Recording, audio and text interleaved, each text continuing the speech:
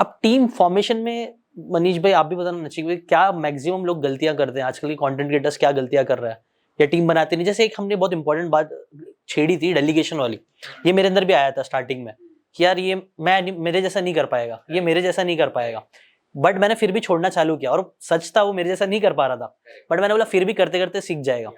वो बहुत इंपॉर्टेंट होता है और तुमने तो उसको एकदम साइकोलॉजिकल लेवल पे बता दिया कि कैसे वो सेंस ऑफ फील चाहिए रहता है, तो तुमने वो डेप्थ में बता दिया।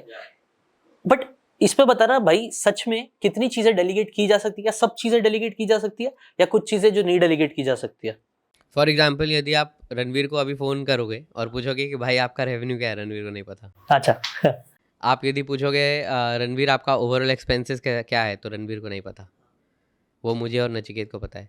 और ऐसी बहुत सारी छोटे छोटे कॉस्ट्स हैं जो मुझे नहीं पता, जो रणवीर को जो नचिकेत को पता है, राइट? तो मतलब कैसा होता है कि डेलीगेट करने से कभी भी कोई आउट ऑफ जॉब नहीं हुआ है। डेलीगेट करने से आउट ऑफ जॉब आलसी लोग होते हैं।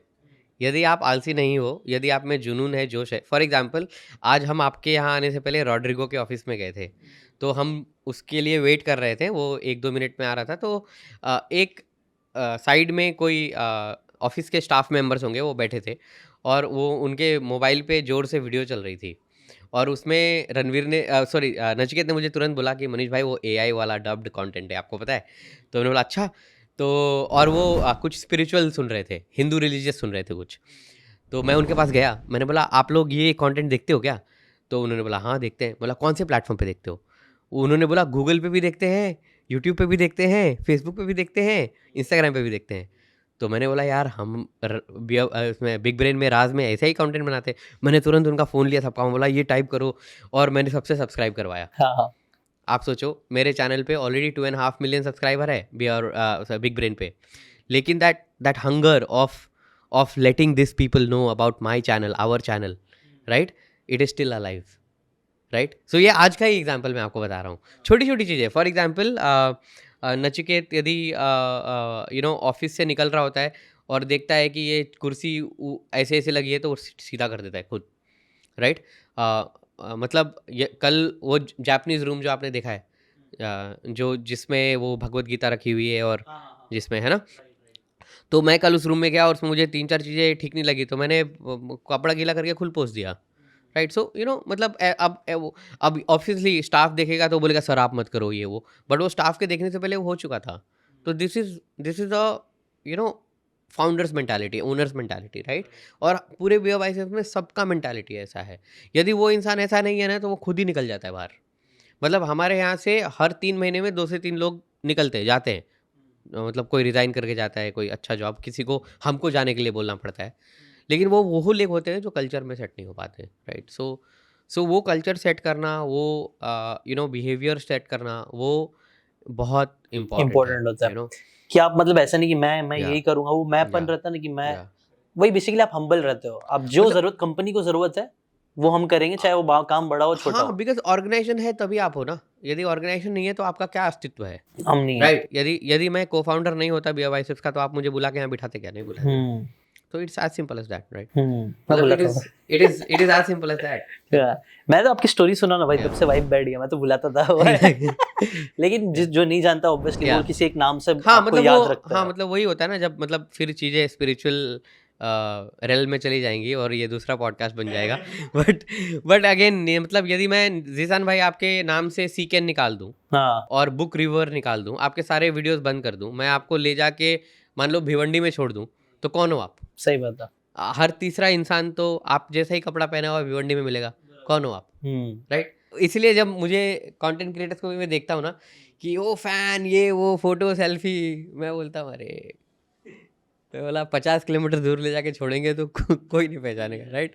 सो वो एक ह्यूमिलिटी होना बहुत इंपॉर्टेंट है। या ये आई थिंक ये लास्ट पॉडकास्ट में हमने इस बारे में बात करी थी कि यार कितना बड़ा इंडिया का मार्केट है, लोग इतने सारे क्रिएटर्स हैं, मतलब जो सालों से क्रिएट कर रहे हैं। मेरा एग्जांपल नहीं, हम बहुत साल से कर रहे हैं, लेकिन कितने सारे लोग जो जरा भी नहीं जानते, सिक्किम के बारे में कभी सुने भी नहीं है, या फिर ऐसे भी जो लोग हैं जो मुझसे भी बहुत बड़े बड़े हैं, but still people don't know about it because India market इतना बड़ा है। तो इसीलिए वो हम्बलनेस होना बहुत जरूरी है कि हम कहाँ पे हैं और हमें कहाँ पहुंचना है वो पता होना चाहिए। तो कमिंग बैक टू भाई डेलीगेशन वाला एक क्वेश्चन था मुझे, जैसे कि मैं बताता हूँ, मैंने ना एक एक करके चीजें डेलीगेट करना स्टार्ट करी, जैसे एनिमेशन, ये एडिटिंग, ये सारी चीजें मैं कर पाया। बट एक चीज मैंने नोटिस करा, स्क्रिप्टिंग एक ऐसी चीज होती है ना जो 100% डेलीगेट नहीं हो पाती है, ऐसा कुछ है? मतलब मेरा क्वेश्चन ही है फॉर कि- एग्जांपल मैं आपको बताता हूँ, जो रणवीर का इंस्टाग्राम चैनल है ना, जो उसका बियर बाइसेप्स गाय जो उसने पहले स्टार्ट किया था, उसके जो रील्स जाते हैं, तो उस रणवीर की अपनी एक क्रिएटिव कोर टीम है जिसमें मैं और नचिकेत हाथ भी नहीं डालते, लाइक मतलब we are not allowed only there, ठीक है। तो बेसिकली उसमें रणवीर आज भी कुछ एडिट्स पे बैठता है, लेकिन वो फन के लिए बैठता है, नॉट बिकॉज कि उसके बिना नहीं होगा, वो फन के लिए बैठता है, क्योंकि वो बोलता है bro when I do that no it reminds me where did I start from. उसके पीछे भी एक लेसन है, right? I mean I don't want to intellectualise it a lot, but उसके पीछे है लेसन। मैंने उसको पूछा था तू क्यों करता है, वो दे देंगे ना तेरे को करके, बोलता है no bro it reminds me where I started from. So मैंने बोला वाह ब्यूटीफुल, राइट? वो खुद समझ रहा है, अच्छी बात है, मेरे को नहीं समझाना पड़ रहा है, you know. Otherwise you know my job is that only कि उसको चेक में रखना। My main job is to keep Ranveer in check, right? कि काफ़ी लोग को एक चीज़ पे फोकस करना चाहिए, स्पेशली ऑल द लीडर्स जो क्रिएटर हो या उनके साथ के फर्स्ट लीडरशिप को हो, आपको मेंटालिटी और माइंडसेट डेलीगेट करना है सबसे इंपॉर्टेंटली। टास्क तो ऑटोमेटिकली डेलीगेट हो जाएंगे, बट आपको जो माइंडसेट, आप जिस तरीके से सोचते हो या जिस तरीके से आपको ऑर्गेनाइजेशन को चलाना है, वो डेलीगेट होना बहुत इंपॉर्टेंट है कि आपके टीम मेंबर्स एक सेम बैंडविड्थ पे सोचें। कि जैसे जैसे वैल्यूज हो गए, माइंडसेट हो गए, एग्जैक्टली। तो अगर सब लोग सेम फ्रीक्वेंसी पे सोच रहे हैं ना, तो ग्रोथ बहुत ईजी हो जाएगा। तो अगर आपके टीम मेंबर्स को आपको कुछ सिखाना है, इसलिए हमारे यहाँ पे ना हम हार्ड स्किल्स पे बहुत ज़्यादा फोकस नहीं करते। अगर कोई एडिटिंग में 19-20 है, ठीक है चलेगा, माइंडसेट बंदे का सही है, बंदी का सही है, वो सबसे ज़्यादा इंपॉर्टेंट है। तो डेलीगेशन में ऑब्वियसली टास्क वो सब ओवर टाइम डेलीगेट हो जाएगा, माइंडसेट डेलीगेट करना बहुत इंपॉर्टेंट है कि सामने वाले को समझे कि आप ये चीज़ कर रहे हो तो क्यों कर रहे हो, क्या आपके वैल्यूज़ है, आप किस चीज़ के लिए स्टैंड करते हो, और क्या आपका लॉन्ग टर्म विजन है। ये अगर आपने डेलीगेट कर दिया, आपने लोगों को समझा दिया, खत्म है। फिर आपका जो इन्वॉल्वमेंट है वो कम हो जाएगा, क्योंकि आप जिस माइंडसेट से सोच रहे हो, आपका सामने वाला टीम मेंबर उसी माइंडसेट के साथ रख के काम कर रहा है आगे। अगर आपको ये बातें काम की लगी होगी तो do check out the full podcast यार, जाके देखो, डिटेल में चीज़ों को समझो, तब ज़्यादा अच्छे से समझ में आएगा, ज़्यादा अच्छे से आप अपनी ज़िंदगी में चीज़ें अप्लाई कर पाओगे। Thanks so much and subscribe this channel.